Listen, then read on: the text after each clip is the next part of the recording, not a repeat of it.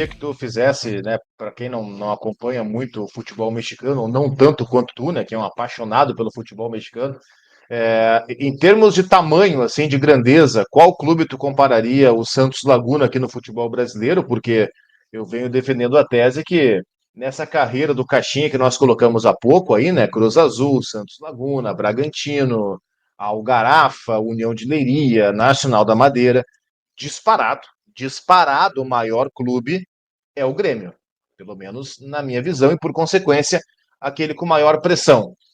Onde é que o Santos Laguna se encararia, né? E a gente fala do Santos Laguna porque foi o trabalho em que o Caixinha conquistou o principal título da carreira dele, né? O campeonato, acho que foi a Apertura, né? O Clausura lá em 2015. Isso, a Apertura 2015. Ele ganhou uma Copa do México também com o Santos Laguna e uma Copa do México com o Cruz Azul também ele ganhou. Isso, boa. Onde se compara o Santos Laguna dentro desse contexto? E falar um pouquinho para a gente sobre modelo de jogo do Caixinha. Tinha o Marquezinho no gol, é um goleiro que a gente acompanha aqui, gosta de jogar muito com os pés, enfim. Como é que era o time do Pedro Caixinha, especialmente no Santos Laguna, ou até no próprio Cruz Azul também, embora a passagem tenha sido menor? Tá, vamos por partes então.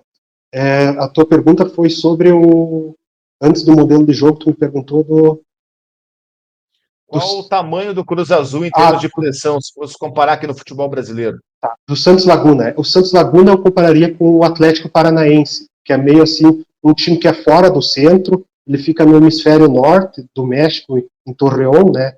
Ele não é nem grande e não é também nenhum dos pequenos, ele fica ali no meio, digamos assim, que é o que é o Atlético Paranaense hoje, né? Claro, com esse rebaixamento diminui um pouco o tamanho do Atlético Paranaense, mas tem uma certa pressão, então. Tem uma certa pressão no Santos Laguna. O Cruz Azul é, digamos, o Vasco, é o Vasco do México, que é o time que foi grande na década de 90, e aí, a partir dos anos, no final da década de 90, e aí nos anos 2000, que é o time da capital, né, um dos times da capital, entrou em crise, nunca mais ganhou nada, dizem que é amaldiçoado, até que chegou o Juan Reynoso e voltou a ser campeão de novo, né. Então, o Cruz Azul é meio que um Vasco da Gama, assim, que é crise financeira, é questão policial, de roubo e coisa, então é uma coisa bem complicada o Cruz Azul. Agora entrou na linha, depois que mudou o comando deles, entraram na linha. Sobre o modelo de jogo, vamos lá. No Santos Laguna, ele variava entre um 4-2-3-1 e um 4-4-2. Ele tinha o Marquezinho no gol, né? Aí, se não me engano, eram esquerdos e o Alanis, os dois zagueiros.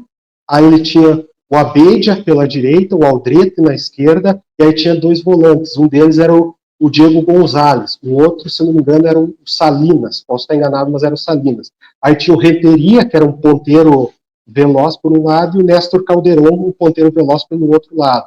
Aí tinha também o Orozco, que era um atacante, e tinha o Giannini, não sei se tu conhece, centroavante de Cabo Verde, né? E aí, como é que ele joga? Os laterais dele, até nós podemos fazer, digamos, meio que uma brincadeira assim com o Grêmio, né? Para nós ter mais ou menos uma ideia de como... tem o Néstor Araújo ali também, que é o...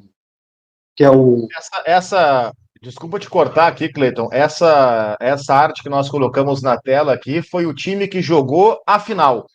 Aquele jogo do 5-0. Podia ter alguém daqui a pouco suspenso, enfim, mas foi o time que jogou aquela final de 5-0. O Querétaro ganha 3-0 a ida e o Santos Laguna toca 5-0. Pô, 4 gols do Orozco. Ele foi, evidentemente, o cara do jogo. Só para ilustrar o que eu estou dizendo. O Orozco, ele, se tu vê, ele tem uma similaridade física com o Bright White, que ele é o atacante, só que ele não é o atacante grande e forte, ele é o atacante aquele mais baixinho, assim, que tem bastante movimentação e coisa. Já o Giannini é aquele pivôzão, sabe? Aquele cara grandalhão, meio tosco, que ele depois teve no Cruz Azul, o centroavante que todo mundo adora, que é o Milton Caralho, né? Que todo mundo adora esse centroavante, que era o centroavante dele no Cruz Azul, que também era o centroavante tosco. Centroavante grande, tosco, né? E aí, nesse time aí, tu pode ver, tem o Jesus Molina, que era um dos volantes, e o Diego Gonzalez, que é o argentino, que é outro volante. Aí tinha o Néstor Calderon, por um lado, e o André Renteria. Aí, o que ele fazia, como é que funcionava o time dele? Ele faz a saída curta, digamos, o Marquezine se posiciona entre os dois centrais, que era o Néstor Araújo e o Carlos Esquerdos. Aí os dois centrais ele tem que ter boa progressão, né? Boa progressão de bola, né? Para poder carregar essa bola e poder sair jogando e ter bons passes. Os laterais, o Abeja e o Aldrete, são laterais físicos, eles fazem aquele movimento de ocupar o carril, que a gente diz no México, que é ocupar todo o lado do campo, fazer o vai e vem por todo o lado do campo, né? Aí o primeiro volante, pode ser nesse jogo, acho que foi o Molina, o primeiro volante, ele não participa da saída de jogo, digamos, ele empurra a linha para frente, a linha de meio campo, e aí baixa um outro volante, que é o Diego Gonzalez, para ajudar na saída de bola.